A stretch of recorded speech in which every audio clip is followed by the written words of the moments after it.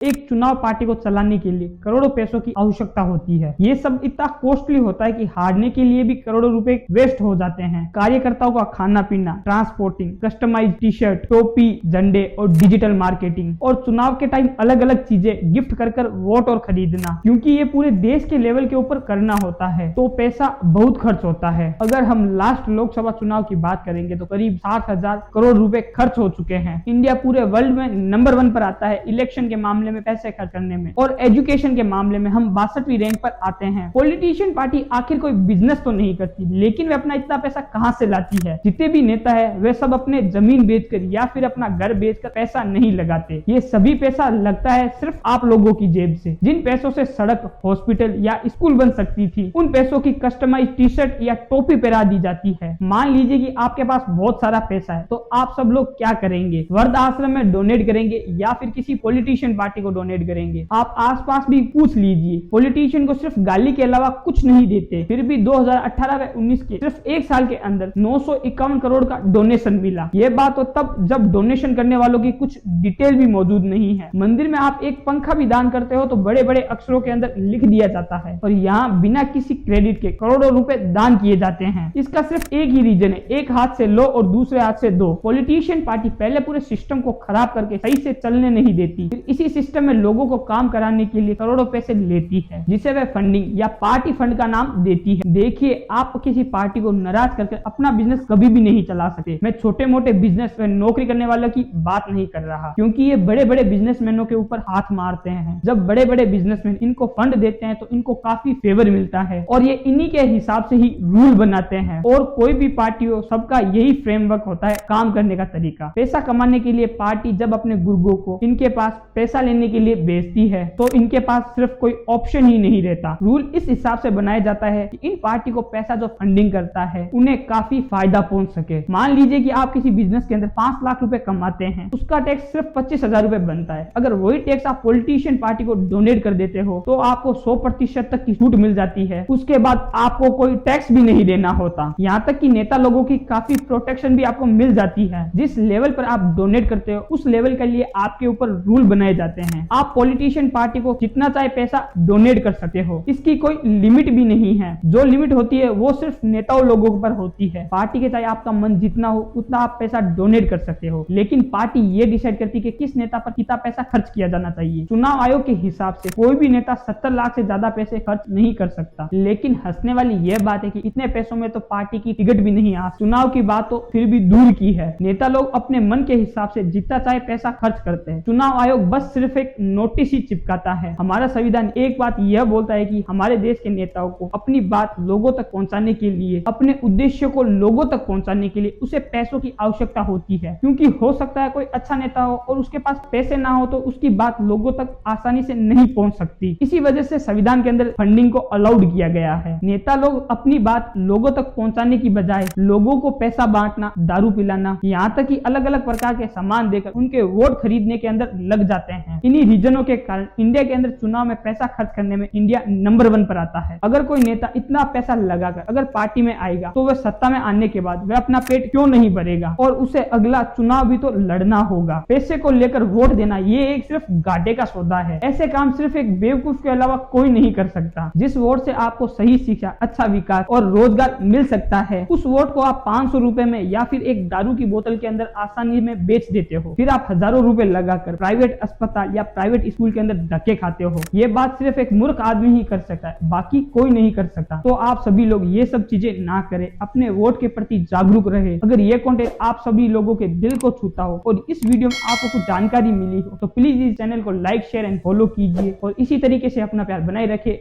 Jai Hind.